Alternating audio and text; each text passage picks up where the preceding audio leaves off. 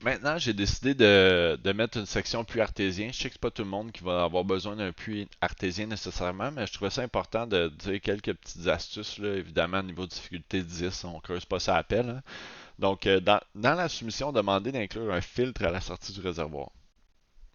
Allez, vous dessinez ça bien vite, là. Non, pas ça ici. Il y a le puits qui est dehors, qui est creusé. Dans le sol, ici, il y a le sol. Vous avez votre maison comme ça. Avec ça, c'est le sous-sol, mettons, là. Fait que votre tuyau, il rentre dans la maison. Puis ici, à l'intérieur, vous avez une tank. Dans le fond, cette tank-là, l'eau à rentre, il y a de la pression, c'est pressurisé là-dedans. Puis ensuite de ça, à partir de là, ça sort, puis ça s'en va dans votre chauffe-eau, et ainsi de suite, dans votre réseau, dans la maison. Mais ici, là, entre l'eau chaude et l'eau froide aussi, là, on installe un filtre. Quand ils creusent, là, puis ici dans le sol, là, ils viennent tout mélanger la terre puis faire de la cochonnerie. Fait que cette eau-là, elle s'en vient en dedans. Vous voulez pas tout scraper vos plomberies, vos robinetteries, tout ça, avec de la cochonnerie. Donc moi, je conseille fortement de prendre ce filtre-là. Dans mon cas, c'était comme 300$. Puis ça vaut vraiment la peine. Donc, eux, ça viennent forer le puits artésien, puis ils installent ce petit tank-là que je parlais du réservoir et le filtre dans votre salle mécanique ou peu importe où va se trouver votre mécanique de maison. Donc, tout comme l'excavation, cette étape-là est imprévisible. On ne sait pas où ce qui va pogner l'eau, la profondeur. Fait que c'est pourquoi il est important d'avoir sa soumission à un prix minimum ou maximum. C'est une pratique courante, là, ils font tout ça. Mais si jamais il n'y a pas ça sur votre soumission, posez-vous des questions.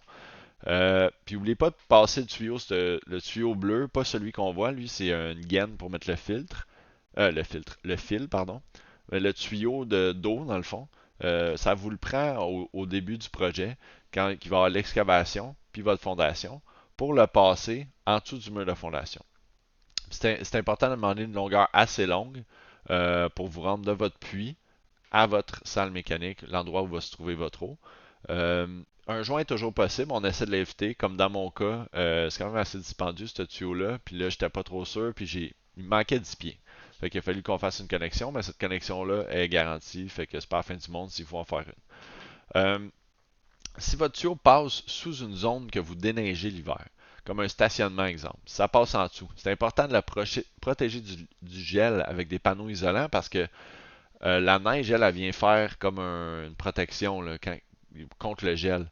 Le gel, il rentrera pas aussi profondément que si vous déneigez. Si vous déneigez, ça peut rentrer bien creux l'hiver, donc c'est important de le protéger.